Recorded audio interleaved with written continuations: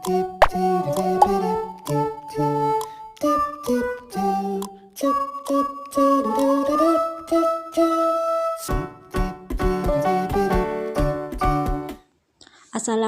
anak-anak ibu semuanya. Bagaimana kabarnya hari ini? Semoga anak-anak ibu semuanya dalam keadaan sehat walafiat ya.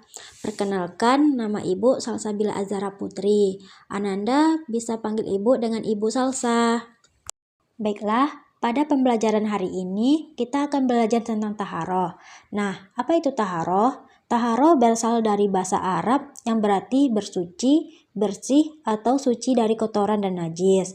Dalam istilah syariat Islam, taharoh adalah mensucikan diri dari hadas dan najis, baik yang terdapat pada badan, pakaian, tempat, maupun benda-benda yang digunakan dalam beribadah.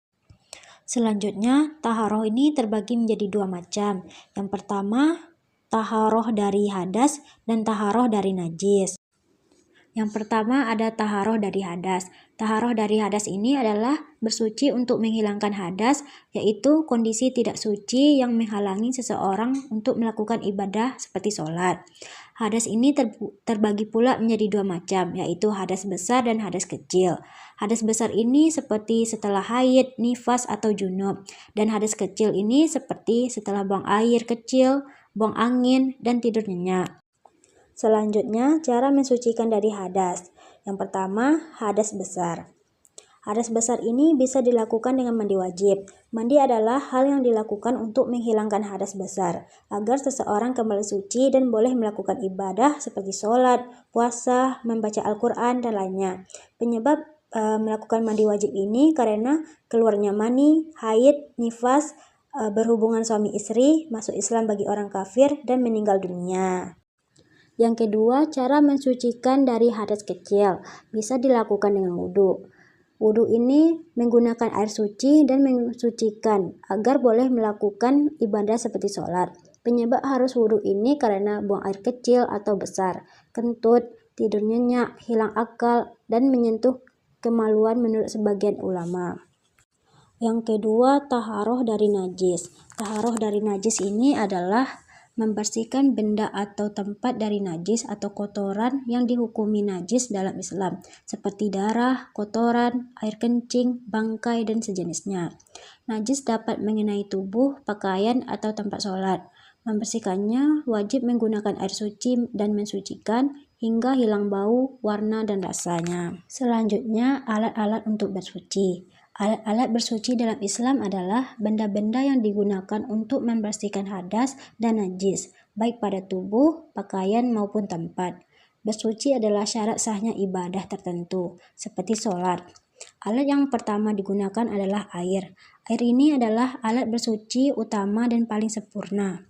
Jenis-jenis air yang bisa digunakan untuk bersuci ada 6 macam. Yang pertama, air hujan, air sumur, air laut, air sungai, air embun, air salju, dan air yang keluar dari mata air. Syarat air suci dan menyucikan ini, air yang tersebut masih mutlak, yaitu belum tercampur benda lain yang mengubah warna, rasa, atau bau, tidak mustakmal, dan tidak najis. Yang kedua, menggunakan debu.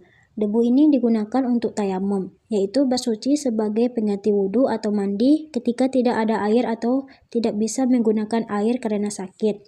Syarat debu yang sah untuk tayamum ini, debu bersih dan suci, dan tidak tercampur benda najis atau basah. Yang ketiga, menggunakan batu atau benda sejenisnya. Digunakan untuk istinja atau membersihkan kotoran setelah buang air besar atau kecil, terutama ketika tidak ada air. Syarat benda untuk istinja ini suci dan kering, bukan benda najis, tidak mudah hancur, misalnya tidak boleh tisu basah, kain kotor, atau makanan, dan minimal 3 kali usapan hingga bersih. Terakhir, ada hikmah dari taharoh. Yang pertama, menjadikan tubuh dan lingkungan menjadi bersih, menumbuhkan kedisiplinan dan tanggung jawab.